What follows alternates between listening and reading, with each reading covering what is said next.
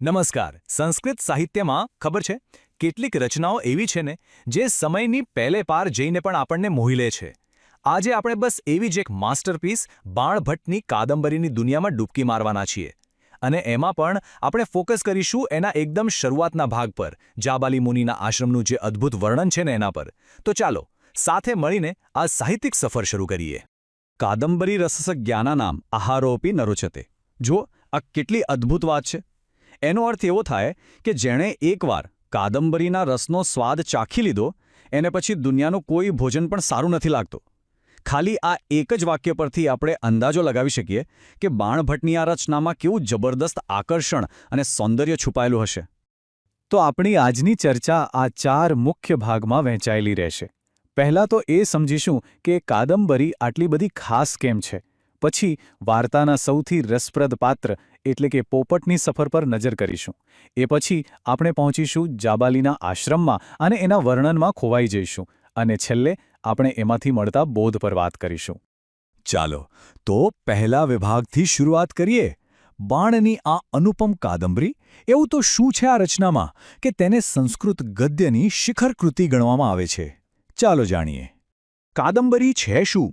તો મૂળભૂત રીતે એ સંસ્કૃત સાહિત્યની એક કથા છે. કથા એટલે કાલ્પનિક વાર્તા. પણ આ કોઈ સાધારણ વાર્તા નથી. બાણભટ્ટે આમાં ગદ્યને એટલા સુંદર અલંકારો અને લાંબા લાંબા વાક્યોથી શણગાર્યું છે કે તેને વાંચતી વખતે એવું લાગે જાણે કોઈ કવિતા વાંચી રહ્યા હોઈએ. એ જ એની સૌથી મોટી ખાસિયત છે. આજે આપણે જે ભાગની વાત કરવાના છીએ એ કાદંબરીની એકદમ શરૂઆતમાં આવે છે. આ ભાગને કથામુખ તરીકે ઓળખવામાં આવે છે. કથામુખ એટલે શું? કથાનું મુખ એટલે કે પ્રસ્તાવના.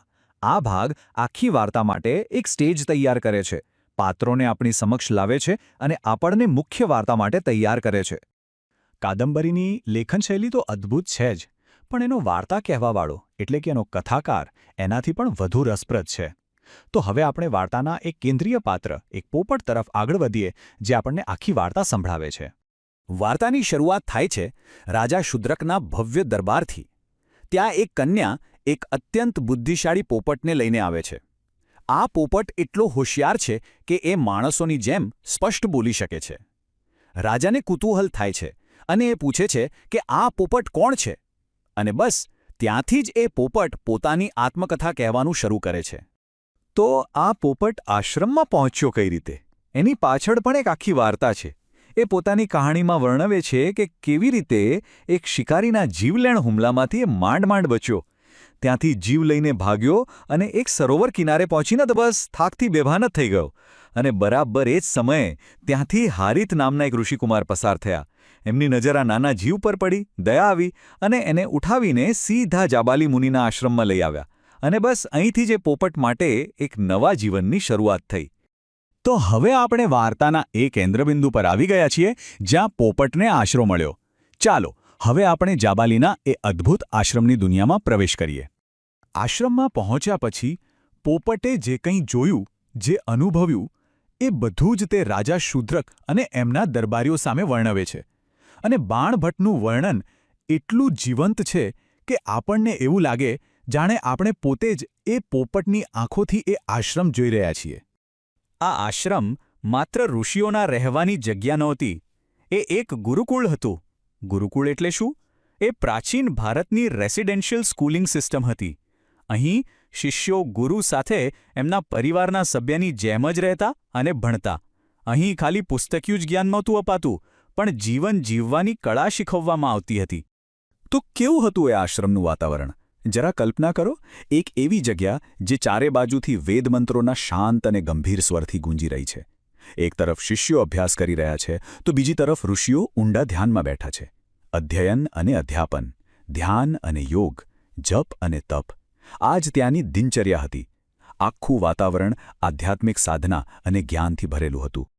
અત્યાર સુધી આપણે વર્ણન તો માણ્યું, પણ હવે આપણા અંતિમ અને સૌથી મહત્વના વિભાગ તરફ જઈએ. આ વર્ણન પાછળ છુપાયેલો ગહન અર્થ શું છે? એ આપણને શું શીખવે છે?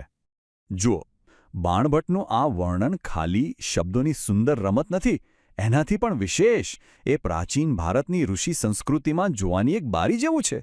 એ આપણને બતાવે છે કે તે સમયના આદર્શો કેવા હતા, જીવનના મૂલ્યો શું હતા અને લોકો કેવી રીતે જીવતા હતા. અહીંયા આપણને બે અલગ અલગ જીવનશૈલી વચ્ચેનો તફાવત સ્પષ્ટપણે દેખાય છે. એક બાજુ છે સાંસારિક જીવન, જે ભોગવિલાસ અને ભૌતિક સુખોની પાછળ દોડે છે, અને બીજી બાજુ છે આશ્રમનું જીવન, જે જ્ઞાન, તપ અને અનુશાસન દ્વારા આત્મસુખ એટલે કે અંદરના આનંદ પર કેન્દ્રિત છે.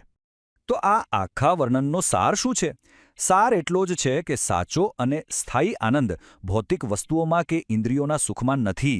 એ તો જ્ઞાન મેળવવામાં અને તપસ્યા દ્વારા પોતાની જાતને ઓળખવામાં છે. આ જ ઋષિ સંસ્કૃતિનો કેન્દ્રવર્તી વિચાર હતો. फ्रेंड्स, इस वीडियो को पूरा देखने के लिए आज ही फ्लेक्सी टीचर ऐप सब्सक्राइब करें, जहां आपको मिलेंगे animated videos, digital books, text book solutions, notes, DPP और क्विज. और हाँ, flexi teacher app mobile, TV और कंप्यूटर पर अवेलेबल है.